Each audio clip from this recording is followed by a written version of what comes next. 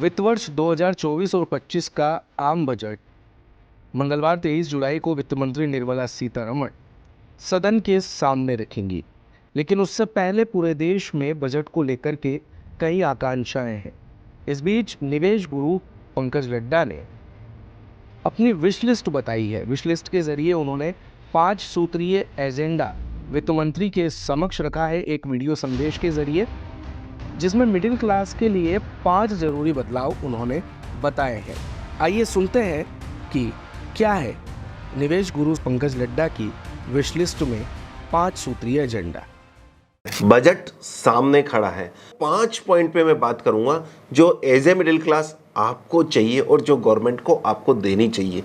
बस आप ध्यान रखिएगा, ये वो जेन्यून है। मैं चाहे तो 50 लिस्ट बना सकता हूँ, 50 पॉइंट दे सकता हूँ जो मेरी एक्सपेक्टेशन है, लेकिन इतने सारे पॉइंट देने का कोई विशेष फायदा नहीं है। फायदा तो इस बात का है कि हम लिमिटेड वो पॉइंट दें जो गवर्नमेंट कर सकती है। तो आइए हम बात करते हैं उन 5 पॉइंट के बारे में जो है मेरी बजट की wish list. Number 1 point, STT. As a investor आप 2 तरह के टैक्स दे रहे हैं। Number 1 long term capital gain tax और दूसरा एसटीटी।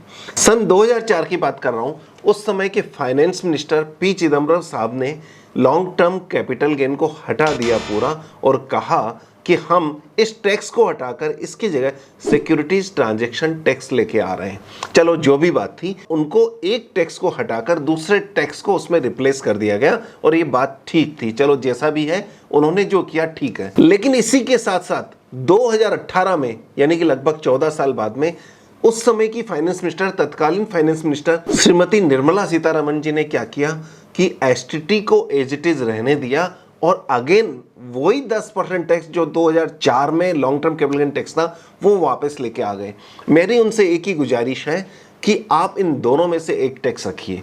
जितना मैं समझता हूं एसटीटी उनको कलेक्ट करना बहुत इजी है और फिगर भी बहुत अच्छी आ रही है। वो एसटीटी को तो हटा नहीं सकते, तो हम उनसे रिक्वेस्ट करते हैं कि long term capital gain equities में 0 होना चाहिए। रीजन भी साफ है, जब कोई कंपनी कमाती है, इनकम टैक्स पे करती है, उसके बाद में जो प्रॉफिट आता है वो चाहे डिविडेंड में बटे या कैपिटल एप्रिसिएशन में बटे, ये इन्वेस्टर के हैंड में टैक्स फ्री होना चाहिए। अदरवाइज ये डबल टैक्सेशन की श्रेणी में आता है। तो मेरा एक निवेदन है कि long term capital gain tax 0 होना चाहिए। मेरा दूसरा पॉइंट है, सरकार को चाहिए कि वो small, micro and medium enterprises को प्रमोट करें। वर्ल्ड में किसी भी कंट्री में आप देख लें, एसएमई का इन्वॉल्वमेंट बहुत बड़ा हिस्सा होता है और इंडिया में तो शायद 80 से 90% एसएमईज हैं।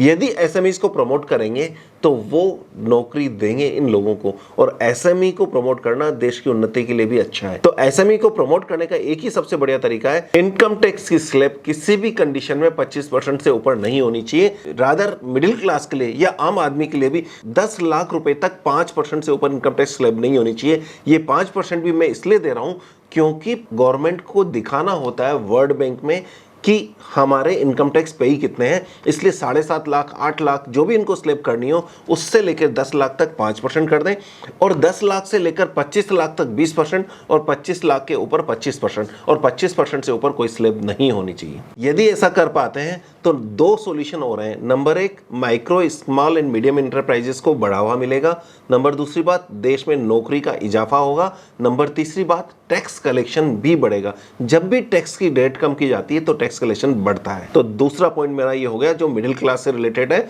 और शहरों से रिलेटेड है। थर्ड पॉइंट जो काफी टाइम से डिमांड में भी चल रहा है कि पेट्रोल और डीजल को जीएसटी के दायरे में लाया जाए।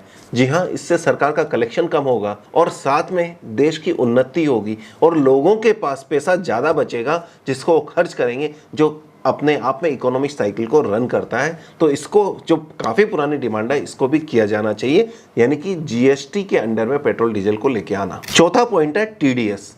अभी डिफरेंट तरह से डिफरेंट स्लैब के टीडीएस लगते हैं। टीडीएस का सरकार का ऑब्जेक्ट क्या है? 2 ही ऑब्जेक्ट है। नंबर 1 कि सरकार को एडवांस टैक्स एट सोर्स ही मिल जाए, और एट सोर्स मिलने का मतलब ये हो गया कि यदि किसी पैन कार्ड पर टीडीएस कट गया तो इसका मतलब कि वो टैक्स के लायबल है। और सेकंड ऑब्जेक्ट ये है कि एडवांस टैक्स इंस्टेंट मिल जाए या हर महीने एडवांस टैक्स के रूप में राशि मिल जाए। यहाँ मेन ऑब्जेक्ट होना चाहिए कि जो रीजनेबल इनकम अर्न कर रहा है उसका टैक्स डिडक्शन एक सोर्स हो जाए और वो सरकार की बुक्स में आ जाए, तो यानी कि जिस पेन नंबर पर डिडक्शन टैक्स कटा है इसका मतलब उसकी वो इनकम है और वो इनकम टैक्सेबल होनी चाहिए। अब वो इनकम पर सरकार को यदि लेट भी टैक्स मिलता है तो विद इंटरेस्ट मिलता है, लेकिन मेरा ऐसा सजेशन है कि सारे टीडीएस को हटाकर सिर्फ और सिर्फ एक ही परसेंट, एक ही स्लैब से टीडीएस लगा दिया जाए, चाहे 2%, 3%, 4%, 5%, लेकिन स्लैब एक ही होनी चाहिए, क्योंकि इसमें बहुत कंफ्यूजन है कि किस स्लैब में कौन किस स्लैब में आ रहा है। कभी काटने वाला परेशान हो जाता है और कभी रिसीवर परेशान हो जाता है।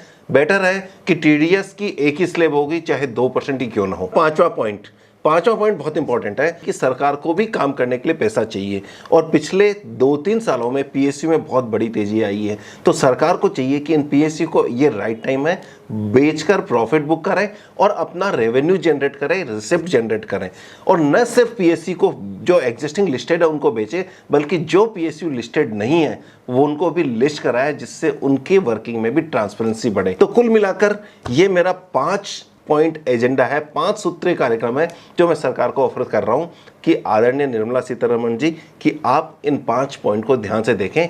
ये न सिर्फ आपको फायदा देगी बल्कि आम जन को भी राहत देगी। आपको क्या लगता है कि ये मेरे पॉइंट्स कैसे हैं और इन पॉइंट्स में आपका क्या एडिशन सजेशन है, जरा बताइएगा। मिलते हैं नेक्स्ट वीडियो में, तब तक इस चैनल को सब्सक्राइब करना और वीडियो को लाइक करना और अपने दोस्तों के साथ शेयर करना ना भूलें। All the best, happy investing.